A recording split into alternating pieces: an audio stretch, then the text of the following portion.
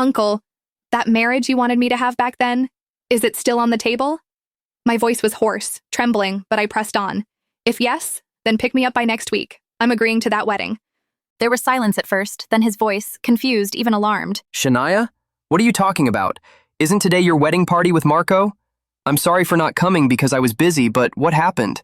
Why are you suddenly saying this? My chest rose and fell as I struggled to keep steady. Because for the second time, he postponed our wedding ceremony. For Camille. So I'm done. I heaved. He's never going to choose me again, so please, see me by next week, Uncle. I'll do everything you want me to do if you pick me up from this misery. Before he could respond, I ended the call.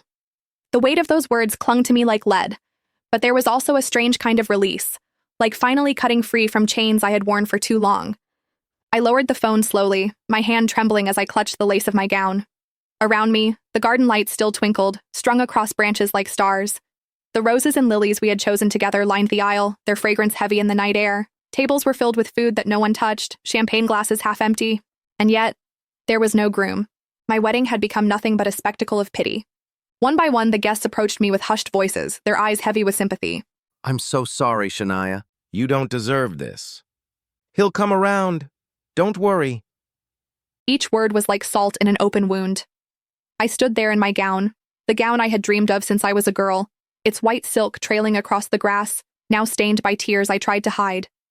Marco didn't come. When I finally called him, desperate for an explanation, his voice was maddeningly calm, as though he had no idea what I was standing in the middle of.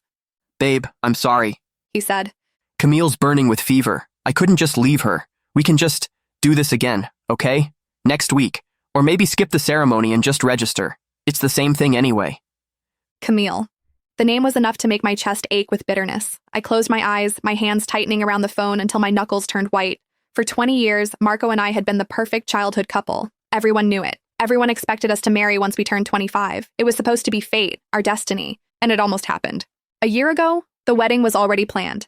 I had my gown, my vows, my entire life laid out in front of me. But then Marco went on that cursed cruise. The accident left him broken, missing for months. When he finally came back, he wasn't alone. He came back with Camille, the woman who had saved him, cared for him while he recovered. And because of that, his family insisted she stay, that the debt must be repaid. Marco promised her happiness. At first, I agreed. I felt indebted too. Without Camille, Marco might not even be alive. I told myself it was fine, that she would stay with us for a while, then leave once things settled. But things never settled, because Marco's goals shifted. It was no longer about us, about our future. It was about her, Camille.